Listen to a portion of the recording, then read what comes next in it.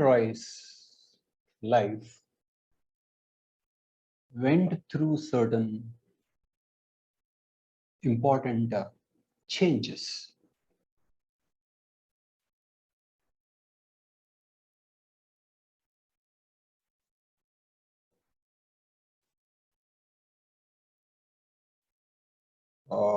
For some time, he was a terrorist,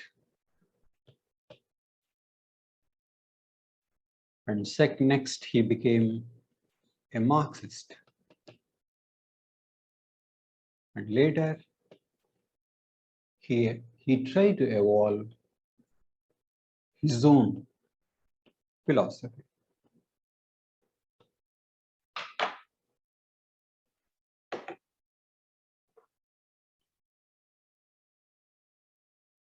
So of these three phases, terrorist phase was very brief.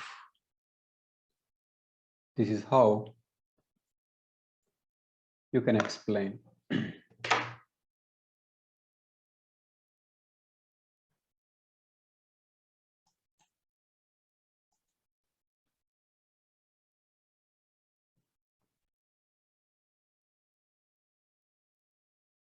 He was a Bengali Brahmin, was influenced by terrorist methods. By that we mean use of violence to trouble the British rule and, if possible, to replace it successfully with an Indian rule.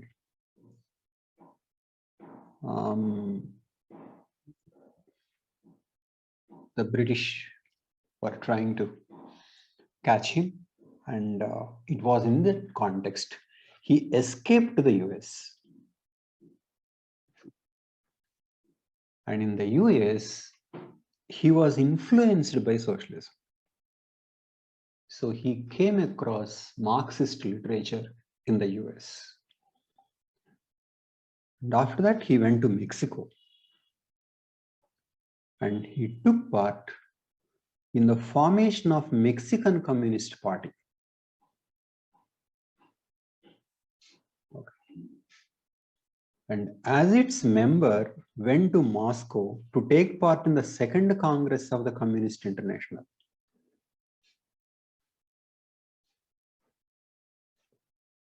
In 1920.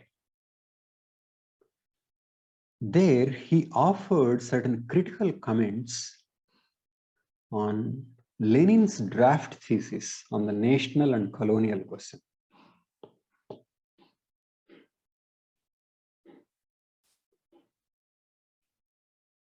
And his criticism and his contribution made him famous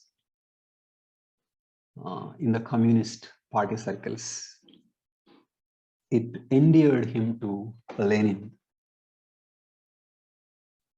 and later to Stalin. He headed a delegation of Communist International to China in 1927. That delegation was to guide communist movement in China. So that showed that M.N. Roy held an important position in the world communist movement when it was at its very early stage. And later was expelled from Comintern, as Stalin did not like the people who didn't agree with him. And M.N. Roy returned to India in 1930, and for his subversive activities before, the British government jailed him for 6 years.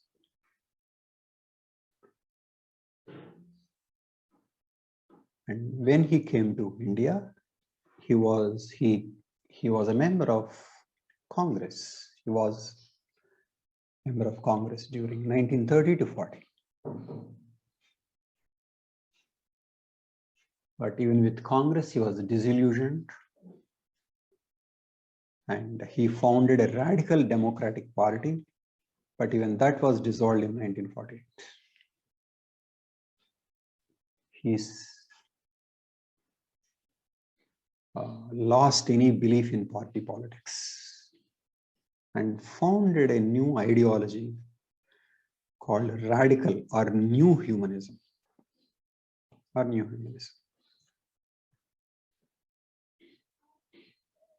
So M.N. Roy can be studied to understand the situation at that time. So through M.N. Roy's writings, we understand how Indian colonialism and also Indian national movement could be looked differently. So M.N. Roy's perspective gives a Marxist way of looking at colonial question and also Indian national movement, and more specifically Gandhian leadership to the national movement. So that is why M.N. Roy makes an important study.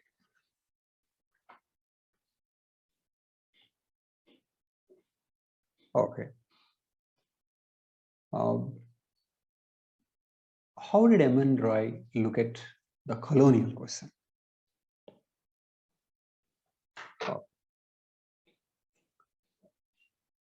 The colonial question refers to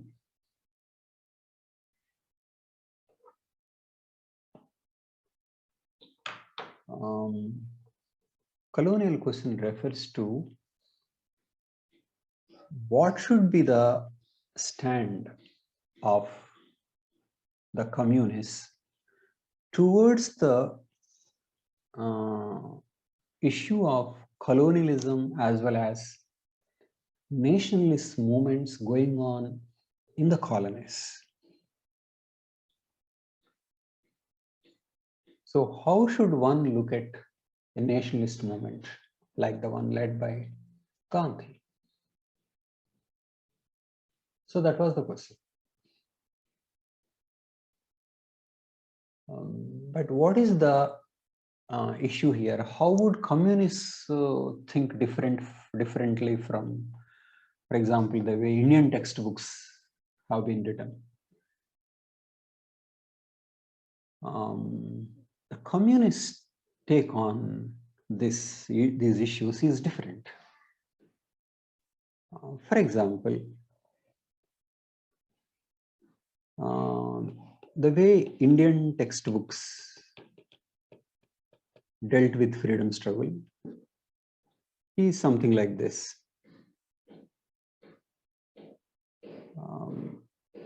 Indians are seeking greater freedom,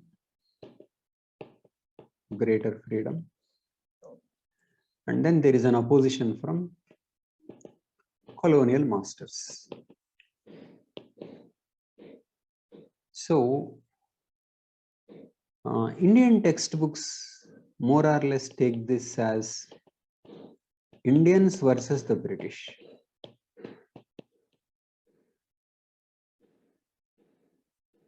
And also Indians are trying to achieve parliamentary democracy.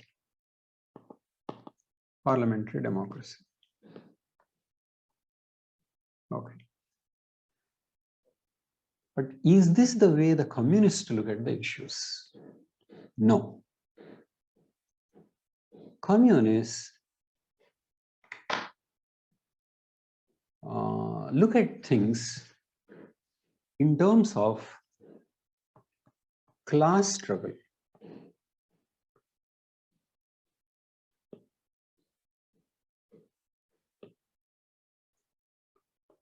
In terms of class struggle.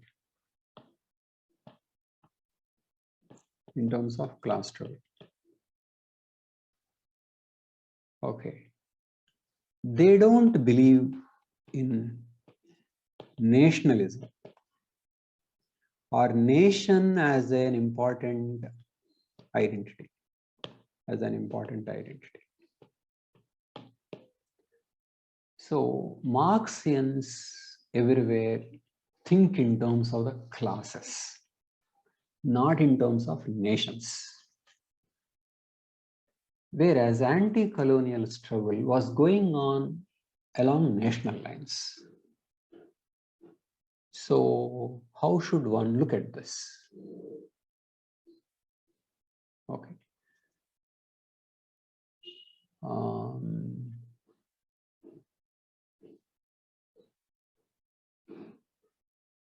That is an issue.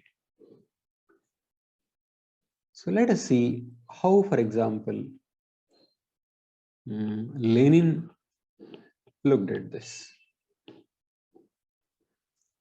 First, Lenin believed that colonialism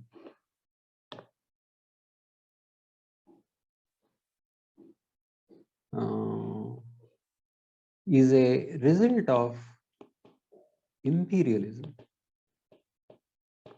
and capitalism.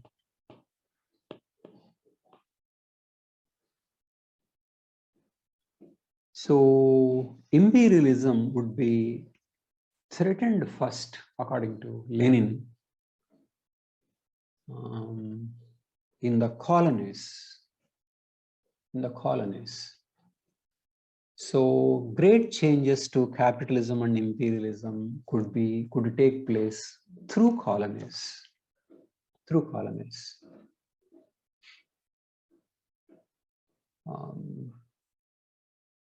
But what was going on in the colonies?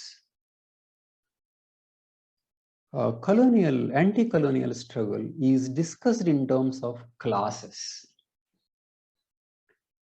To Lenin, in many colonies, anti-colonial movement was led by colonial bourgeoisie. Means bourgeoisie belonging to colonies. Why would colonial bourgeoisie fight for national independence? Because they were being discriminated by imperial bourgeoisie.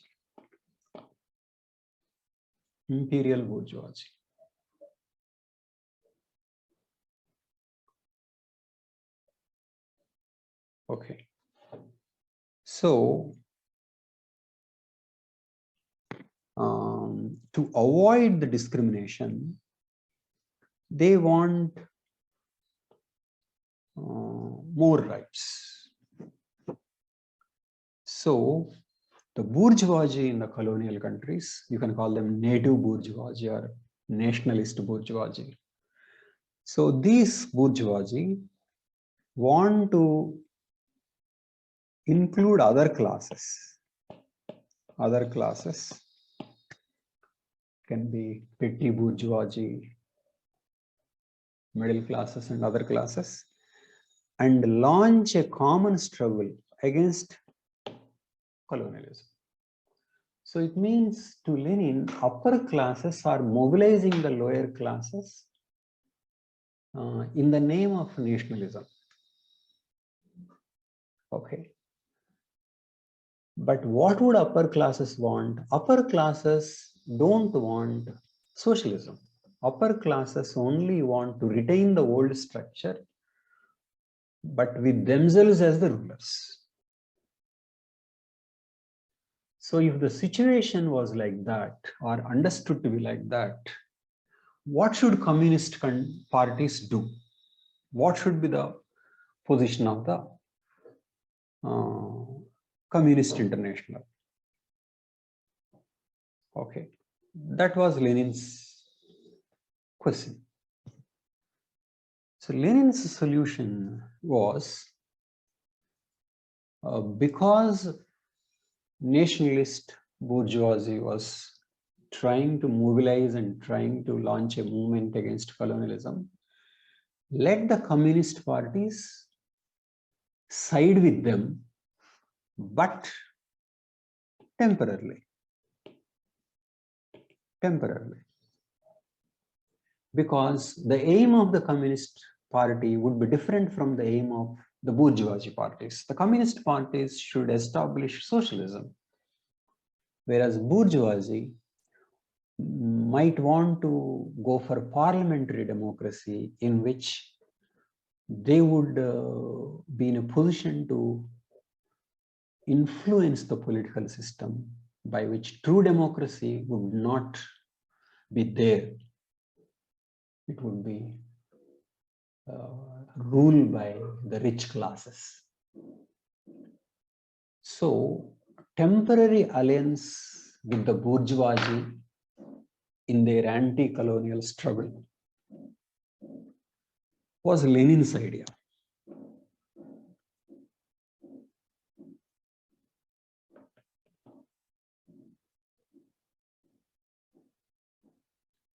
So, Lenin's theory is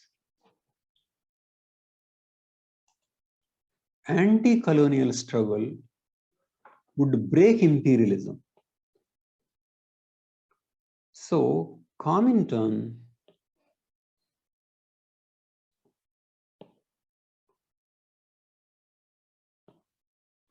should enter temporary alliance, but not merge with it. Okay, so this was Lenin's theory. Lenin was influenced by Marx, who wrote in 1849 that the bourgeoisie would in the end be counter-revolutionary, because revolution, socialist revolution, would be against the bourgeoisie. So Lenin thought that bourgeoisie would do certain things, certain good things, but not, they won't go till the last point. And so the communists should have temporary alliance, but not merge. So Lenin and Marx and Lenin and Roy thought in terms of classes. Okay. Unlike Mao, who thought differently. Mao thought colonial situation is a contradiction between imperialism and the entire people. So imperialism versus all the classes of the colonies.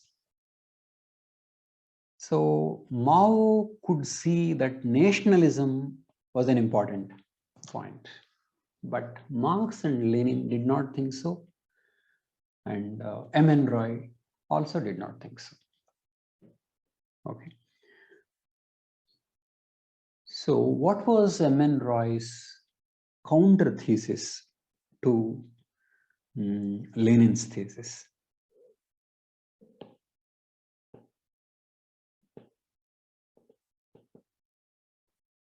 Roy's position is this. Roy felt that the bourgeoisie leadership, or the bourgeoisie leadership that was going on in the anti-colonial struggle won't stay for long, because as anti-colonial struggle becomes more radicalized,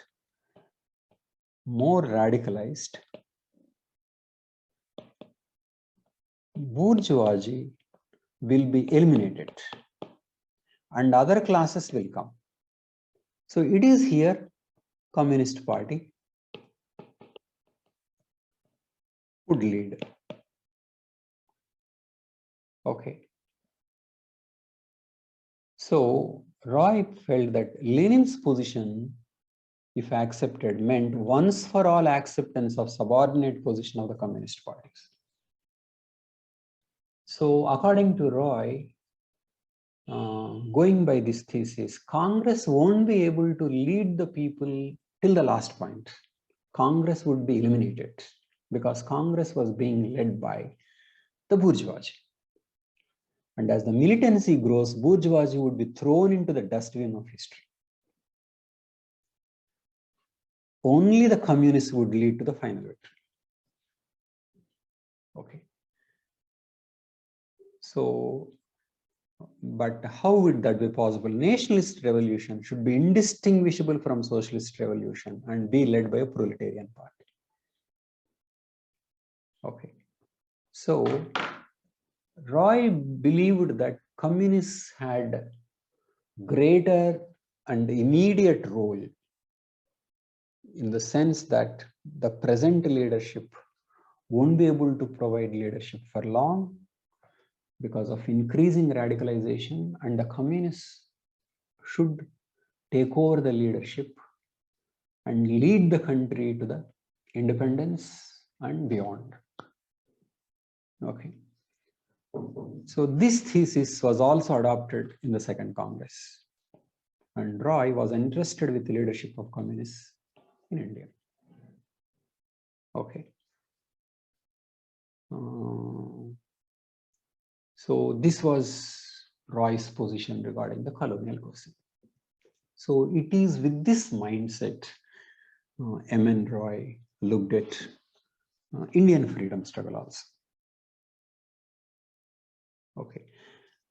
And before that, M.N. Roy wrote, this is how he looked at non-cooperation movement.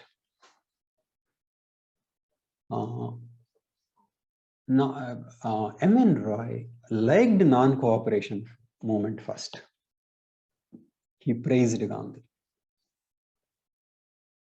See, he said, through non-cooperation movement, the agrarian movement, the proletarian movement, and the nationalist movement are moving concertedly towards one object, national independence. So Roy was looking at in terms of the classes, but he was thinking that all class interests were merged in the struggle for national independence. On Gandhi, he said, Gandhi had tried to break the class insularity of the Congress and to make it truly representative of the national aspirations of all classes of Indians. Okay. Then he said NCM was much more dangerous than an armed uprising, which can always be met face to face and put down. And it was the only path against the repressive colonial government. So he said it when NCM was going on. But after NCM was called off, then M.N. Roy developed different ideas. He became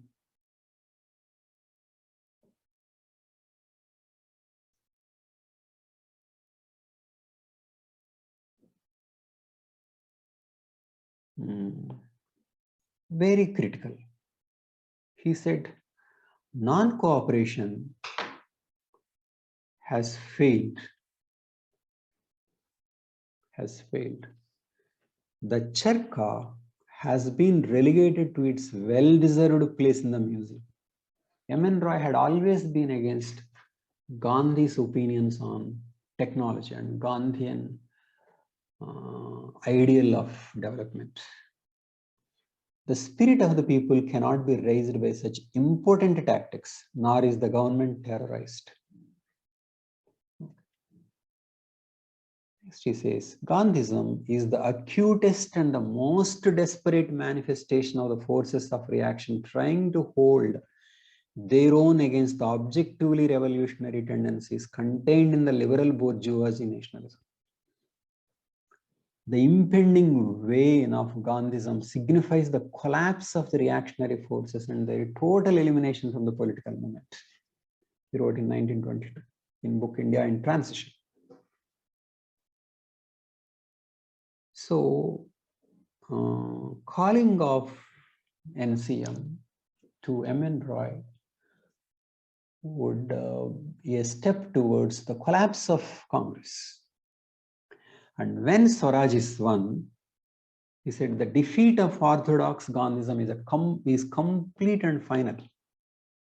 The Swarajis have won the day, and Mr. Gandhi, as leader of Indian national struggle, has sung his swan song. It meant his role was over. But why did Gandhi fail like that? M.N. Roy says, because of some inherent contradictions in Gandhism. What are they? Gandhi's defect lies in the obstinate and futile desire to unite all the Indian people, landlords and the peasants, capitalists and the proletariat, moderates and extremists, in common struggle for an undefined goal. So to M.N. Roy, exploiters as well as the exploited, and also theoretically different people are all merged without having any clarity of the goal. Why was M.N. Roy thinking like that? Because to M.N. Roy, national independence itself is not such a goal. To M.N. Roy, there should be a reason for independence. There should be a cause for independence. And he thought such a cause could be well-being of the people, and well-being of the people, particularly economic well-being, and something to do with improvement of the economic position of the classes. So M.N. Roy won't think nationalism or national independence itself it can be an inspiring goal. Okay.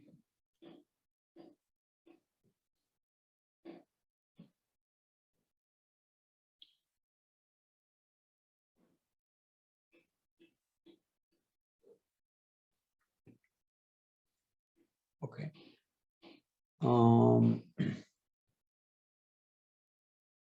So that's how he looked at freedom struggle. Okay.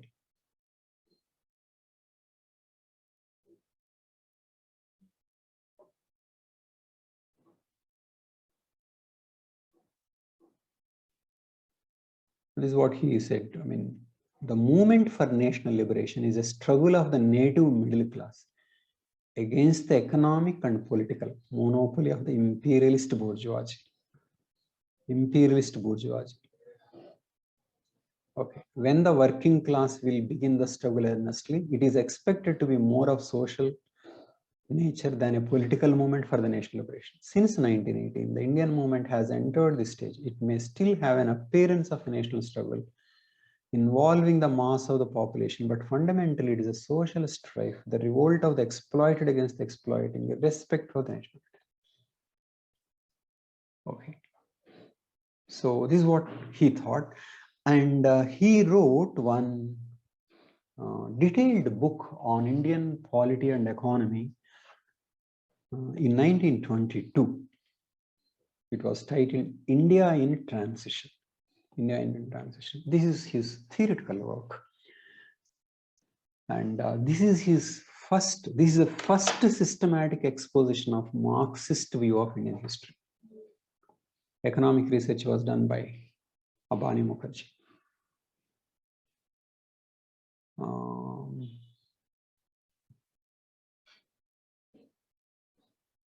He follows Marx's method used to understand 19th century Europe. He was also going by Marxian method. And in 19th century Europe, Marx identified these four classes: bourgeoisie, petty bourgeoisie, the peasantry, and the proletariat. But to M.N. Roy, in India, the classes are the landed aristocracy, the bourgeoisie, the intellectuals, and the petty bourgeoisie. and the working class, including the landless peasants. The bourgeoisie was a product of colonialism. And why are they taking part in the nationalist movement? Nationalism of the bourgeoisie is due to favoritism shown to the British capital. Okay. But what would they want? They may not seek national liberation. They would agree for a subordinate role and make a compromise with the imperialists. So, what M.N. Roy proposed in his